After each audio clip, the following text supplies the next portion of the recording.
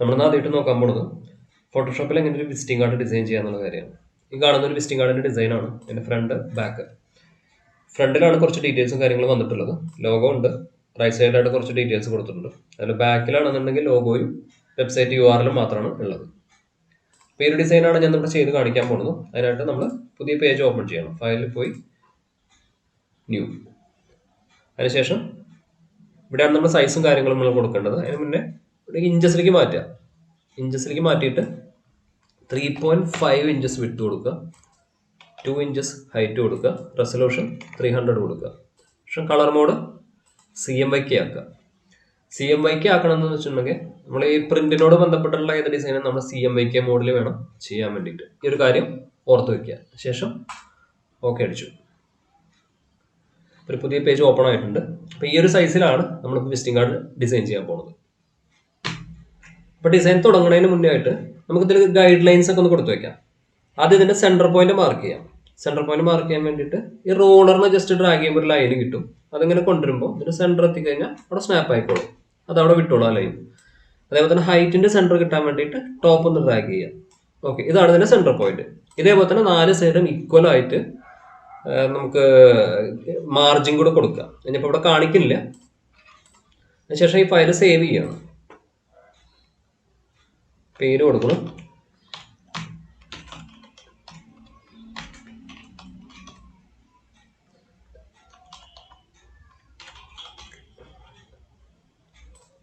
Save ചെയ്തു.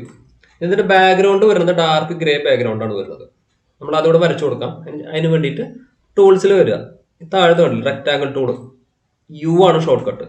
Select ചെയ്തതിനു ശേഷം ഒരു കോർണറിന്ന് ജസ്റ്റ് വരച്ചു കൊടുക്കും. ഇപ്പം ബ്ലാക്ക് ആണ് ഇതിൽ ഫില്ലായിട്ട് വന്നിട്ടുള്ളത്.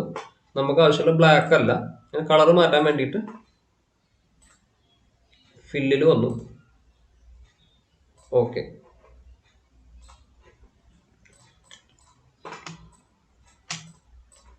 അതിനുശേഷം അതിന് ഹാഫ് പോർഷൻ വരുന്നത് റെഡ് ആണ് വരുന്നത്. അതിന് വേണ്ടിയിട്ട് വീണ്ടും നമ്മൾ റെക്ടാങ്കിൾ ടൂൾ തന്നെ സെലക്ട് ചെയ്തു. ഇതിന്റെ പകുതിക്ക് വെച്ചിട്ട് നമ്മൾ വീണ്ടും വരച്ചു കൊടുക്കുകയാണ്.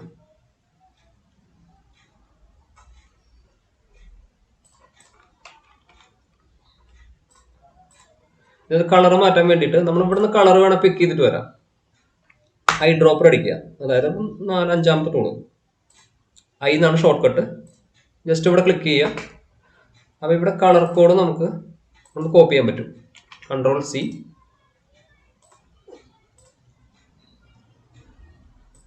ഇവിടെ ഡബിൾ ക്ലിക്ക് ചെയ്യുക, പേസ്റ്റ് ചെയ്യുക. ഇനി നമുക്കിതിലേക്ക് ലോഗോയും ബാക്കിയുള്ള ഡീറ്റെയിൽസും കൂടെ കൊണ്ടുവരാൻ വേണ്ടി നോക്കാം. അപ്പോൾ അതിനായിട്ട് ഡിസൈനിൽ എങ്ങനെ വന്നിട്ടുള്ളതെന്ന് വെച്ചിട്ടുണ്ടെങ്കിൽ ലെഫ്റ്റിൽ ലോഗോയും റൈറ്റ് സൈഡ് ബാക്കിയുള്ള ഡീറ്റെയിൽസുമാണ് അതിൽ കൊടുത്തിട്ടുള്ളത്.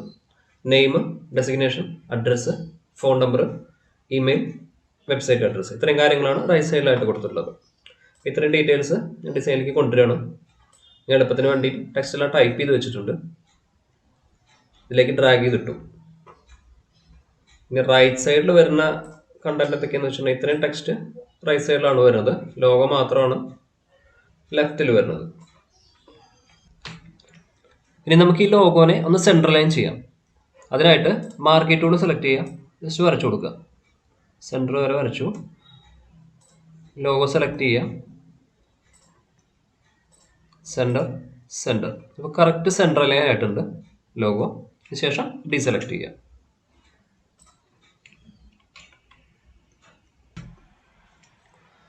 അപ്പോൾ നമുക്ക് ഇതിൻ്റെ റൈറ്റ് സൈഡ് അലൈൻ ചെയ്യാൻ വേണ്ടി നോക്കാം. അപ്പോൾ ഡിസൈനിൽ എങ്ങനെ വന്നിട്ടുള്ളതെന്ന് വെച്ചിട്ടുണ്ടെങ്കിൽ ഇതിൻ്റെ ഡെസിഗ്നേഷൻ്റെ ബാക്ക്ഗ്രൗണ്ട് റെക്ടാങ്കിൾ ഷേപ്പ് കൊടുത്തിട്ടുണ്ട്. അതേപോലെ 4 ഐക്കൺസ് 4 ബോക്സുകളിലാക്കിയിട്ടാണ് കൊടുത്തിട്ടുള്ളത്. അപ്പോൾ അതിനായിട്ട് റെക്ടാങ്കിൾ ടൂൾ സെലക്ട് ചെയ്യാം. ഡെസിഗ്നേഷൻ്റെ ബാക്ക്ഗ്രൗണ്ട് ജസ്റ്റ് വരച്ചു കൊടുത്തു. ശേഷം കളർ മാറ്റി കൊടുക്കുകയാണ്. അങ്ങനെ താഴത്തേക്ക് ഡ്രാഗ് ചെയ്തിട്ടു. ശേഷം 4 ബോക്സുകൾ.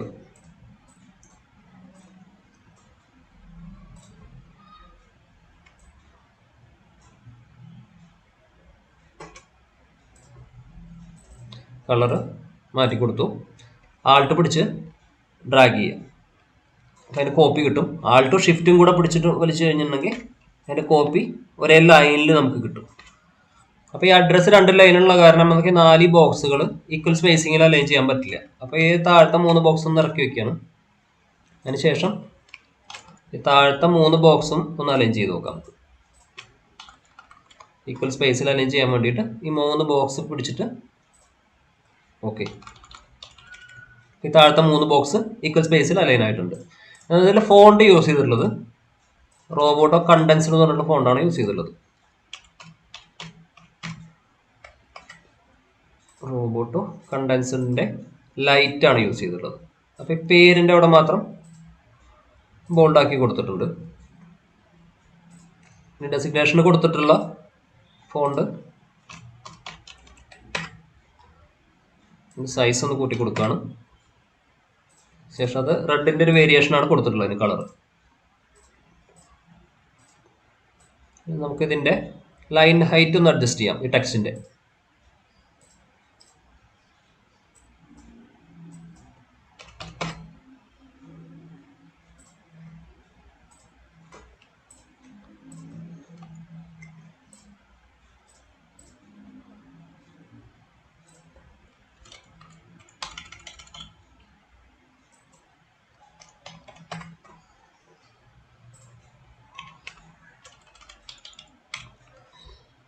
ഇനി 5 ബോക്സും കൂടെ സെലക്ട് ചെയ്യുകയാണ്. അതിനുശേഷം ലെഫ്റ്റ് അലൈൻ ഇപ്പോൾ ഈക്വലായിട്ട് അലൈൻ ആയിട്ടുണ്ട്. അതിനുശേഷം ഈ ടെക്സ്റ്റും കൂടെ സെലക്ട് ചെയ്തു. ഓക്കെ.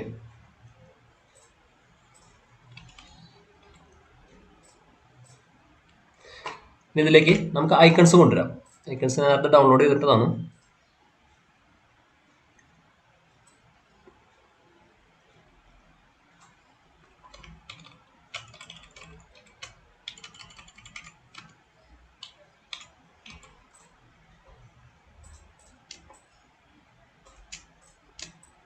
ഓരോ ഐക്കൺസും ഉള്ള ബോക്സിൻ്റെ കറക്റ്റ് സെൻറ്ററായിട്ട് പ്ലേസ് ചെയ്യാം.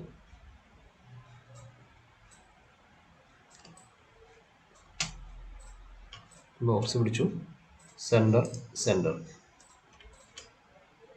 Centre centre.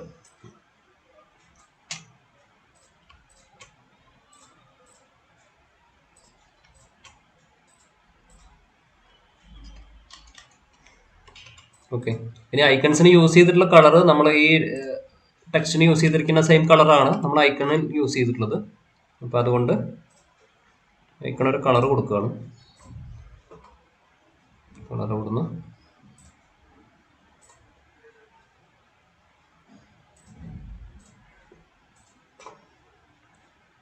ശേഷം ഈ ലെയർ എഫക്റ്റ് നമ്മൾ കോപ്പി ചെയ്യാം. Copy layer style, paste paste paste. Okay.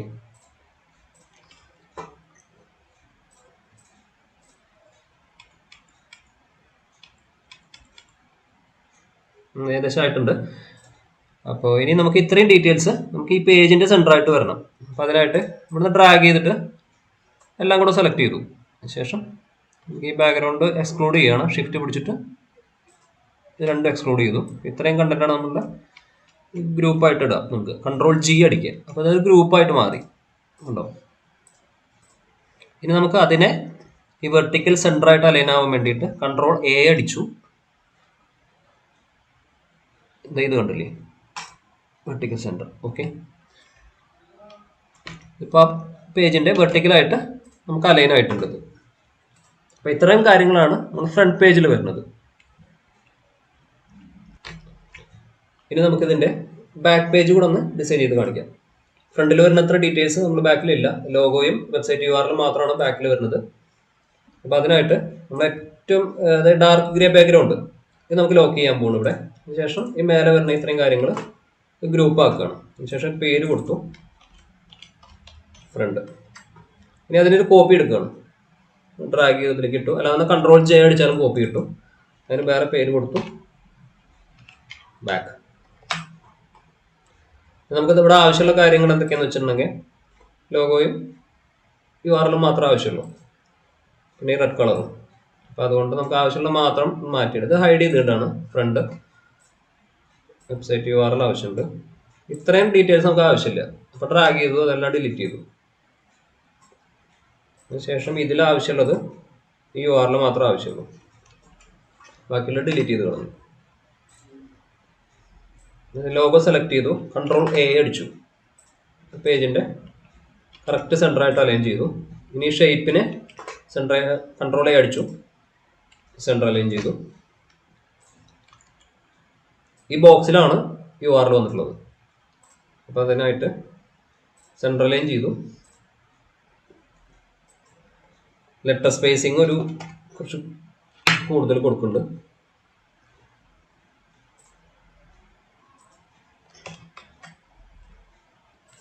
ശേഷം അതും സെൻറ്റർ അലൈൻ ചെയ്തു. ശേഷം ഇതിൻ്റെ ഒരു കോപ്പി എടുത്തു. നമ്മൾ ആ കളറിൻ്റെ റെഡ് കളറിൻ്റെ ഒരു കോപ്പി എടുത്തിട്ടുണ്ട്, മേലെ കൊണ്ടുപോയി പ്ലേസ് ചെയ്തു.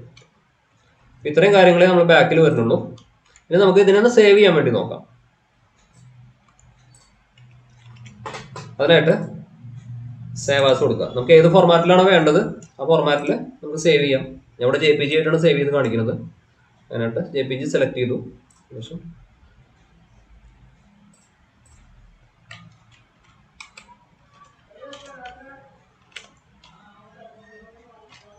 ബാക്ക് അല്ലേ, ബാക്ക്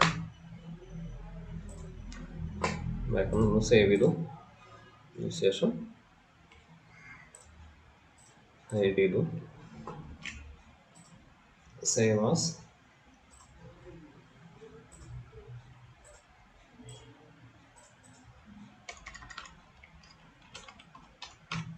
ഫ്രണ്ട്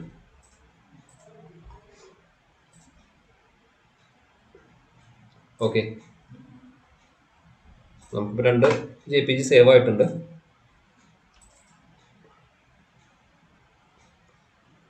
ഫ്രണ്ട് ബാക്ക്.